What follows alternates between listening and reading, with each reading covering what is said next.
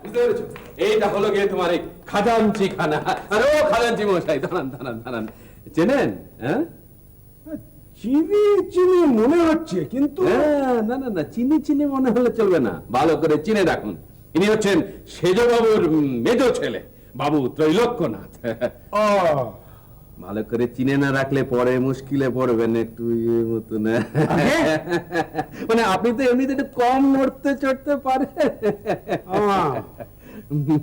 বড়বাবু সঙ্গে করে নিয়ে এসছেন আগে? হ্যাঁ, ওই যে আর একজন এসেছেন, ভূপাল চন্দ্র। ইনি হচ্ছেন সেজ ঘরের, মানে সেজবাবুর ওই প্রথম পক্ষের একমাত্র জন। ও বুঝেছি বুঝেছি, মানে ইনি হচ্ছেন ওই ছোট ঘরে দ্বিতীয় পক্ষের মেজ জন। কিন্তু কিরকম যেন একটু একরোখা মনে হলো। একরোখাই তো, মানে বাপের স্বভাবটা পেয়েছে। আবার হাসছেন? হ্যাঁ, কল দেখে, বুঝলেন, কল দেখে। বয়সটা একটু বাড়তে দিন না, দেখবেন একেবারে জমে দই। সে কি, কেন?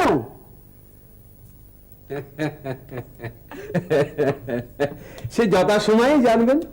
দেখুন না, মন্দিরে তো গেল, কি ঘটিয়ে বসে। বুঝলেন খাজাঞ্চি মশাই, এ একবারে অন্য ধারার, সেই ছোট কাল থেকে, জানেন তো। বাবা মা তো বাবা বাবা বলে একবারে লুটোপুটি খাচ্ছে। এ ছেলে ঘাড় নোয়ায় না মোটে, বলে পাগল।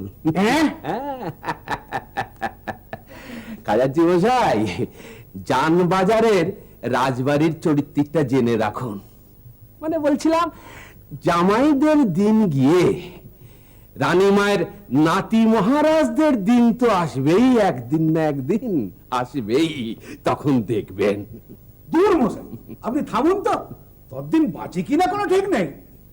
আমি বাঁচব, মানে আমাকে বাঁচতেই হবে। হ্যাঁ, আপনি বাঁচুন আর লোককে জ্বালান।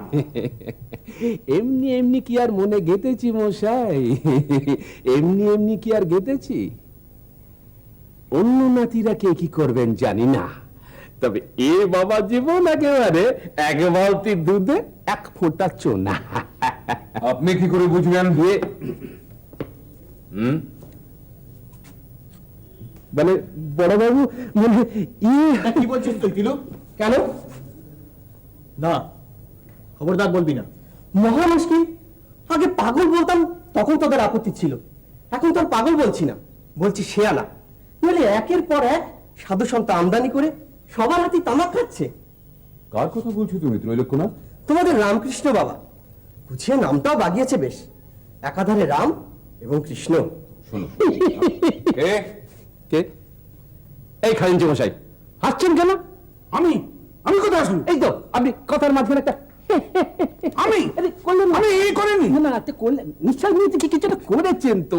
আমি হাসিনি। বড়বাবু রয়েছেন, আসুন। বলছে হাসেননি, তবু আপনি আমাকেই আসুন, বলবেন। চলে আসুন, চলে আসুন। এসব কি ত্রৈলোক্যনাথ? তোমার মনের এরকম ভাব কেন? আমরা তো কেউ ওনার সম্পর্কে এরকম করে ভাবি না। তোমার বাবা অমন প্রবল প্রতাপান্বিত মানুষ, তিনি পর্যন্ত ওনাকে নিঃশর্ত আত্মসমর্পণ করার জন্য বেছে নিয়েছেন, সেখানে তুমি তাকে মানবে না কেন? তাছাড়া এর মধ্যে যত শাস্ত্রজ্ঞ পণ্ডিতেরা এসেছেন, তারা প্রত্যেকেই তো ওনাকে ঈশ্বরের অংশ বলেই মেনে নিয়েছেন। কিরে বল, উত্তর দিচ্ছিস না কেন? আজ নতুন নয় বড়বাবু, সেই ছোট থেকেই। তখন দিদা বেঁচে, একবার জানবাজার থেকে উঠে এসে এই কুঠি বাড়িতে ছিল, তখন দিদা পর্যন্ত ওকে কত বুঝিয়েছে।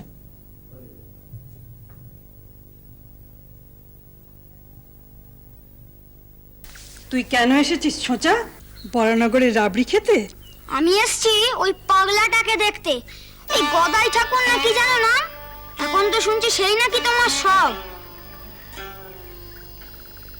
একটা জিনিস বুঝতে পারছি, আমি চলে আসাতে তোদের আমোদ আহ্লাদের কোনো ভাটা পড়েনি, তবে একটা জিনিসের অভাব ঘটে গেছে।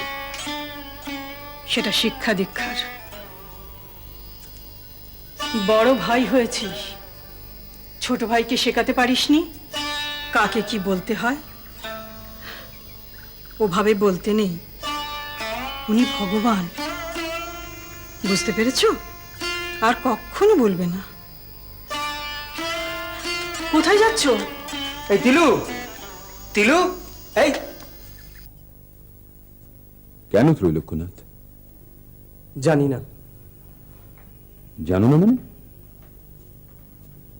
তুমি কি না জেনে না বুঝে এরকম অদ্ভুত আচরণ করছো? আমাদের প্রত্যেকের ধর্ম বিশ্বাসে আঘাত করছো, কষ্ট দিচ্ছ আমাদের মনে। ভগবান? হ্যাঁ, তাহলে আমার মাকে সারিয়ে দিক, দেখি কত ক্ষমতা। তুমি কি এই জন্যই এরকম অদ্ভুত আচরণ করছো? না না না, তা তো নয়। তাহলে ছোটবেলায় ওরকম করতে কেন? তখন তো তোমার মা অসুস্থ ছিলেন না। আর তাছাড়া তোমরাও তো আগে ওকে পাগল বলতে, বাবা বলতো সব নাকি ভরণ। তুমি ভগবানে বিশ্বাস করো?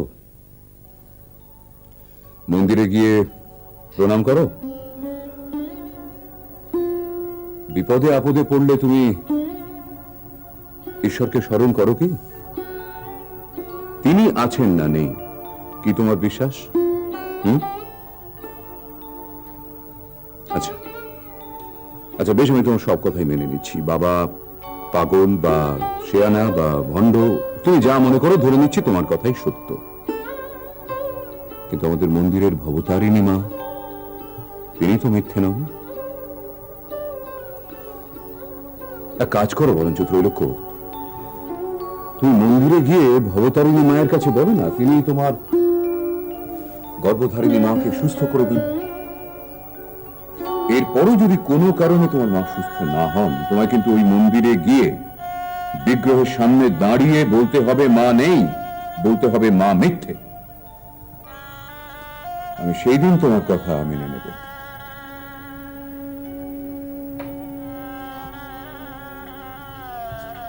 কিরে বল। আমি গিয়ে ফিটানে বসছি, আমি বাড়ি যাব।